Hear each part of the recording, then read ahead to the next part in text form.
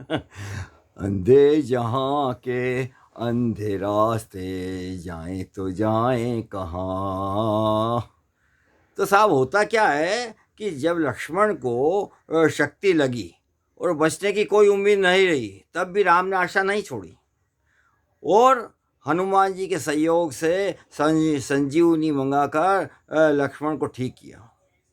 लेकिन मोदी जी का तो उल्टा है, जो डबल इंजन की शक्ति का ढोल बजाते हैं और वाकई साधनों से की शक्ति से लेस हैं। और आज वही क्या है, हाल के मणिपुर की सरकार, मतलब मणिपुर में इनकी डबल इंजन की सरकार है और सब साधनों की शक्ति से भरपूर हैं।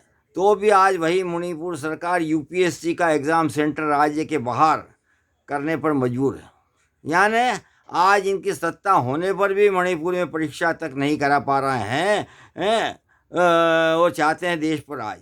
यानी आज और सब तरह से फेल होने पर भी, है ना, आपकी इनकी कंपैरिजन में देखिए कि राहुल जी तो सब तरह से फेल होने पर भी, जहाँ इनकी अपनी मन की शक्ति, राहुल जी केवल अपनी मन की शक्ति के से इनकी सत्ता की पकड़ पर चूल्हे हिला चुके हैं और अपनी डामाडोल जब हिला दिया तो इनकी डामाडोल स्थिति को देखते हुए मोदी जी ने अंतिम हिंदू विक्टिम कार्ड खेलना चालू कर दिया है।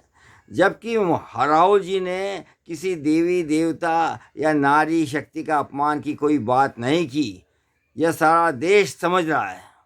और मोदी जी अपने सत्ता के साधनों से मदांध हैं और किसी भी तरह के कुप्रचार से राहुल जी के मन की शक्ति को तोड़ना चाहते हैं, जिसके जरिए न केवल इंडिया के तोड़ना चाहते हैं, तो उससे क्या होता है कि इंडिया के गठबंधन को और मजबूत किया राहुल जी ने, फिर और मजबूत किया। इनने तोड़ना चाहा और उन्होंने मजबूत करा, बल्कि सारे देश की जनता को भी राहुल जी ने जागृत किया। तभी आज राहुल जी की सभाओं में जन समूह समुद्र की तरह उमड़ता चला आ रहा है।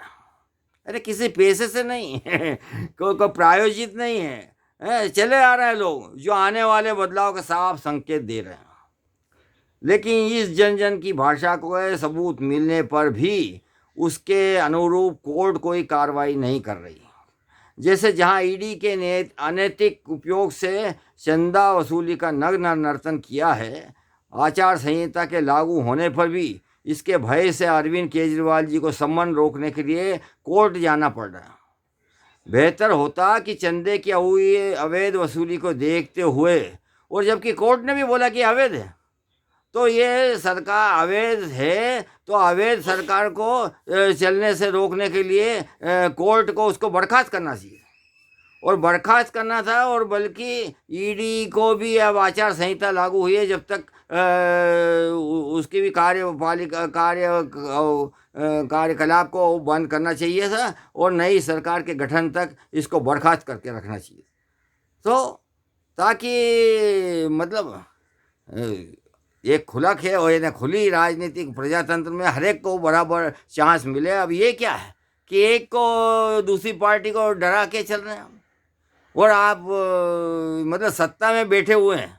सत्ता का मतलब अभी जैसे चुनाव भी घोषित हो गया तो कायदे से सत्ता तो जाना चाहिए, उनको पावरलेस कर देना चाहिए। क्योंकि अभी हाल आप ये देखिए कि 2 दिन पहले अभी जब बंगाल में नया डीजीपी को नियुक्त किया था तो उसको 24 घंटे में दूसरा ला दिया। क्यों?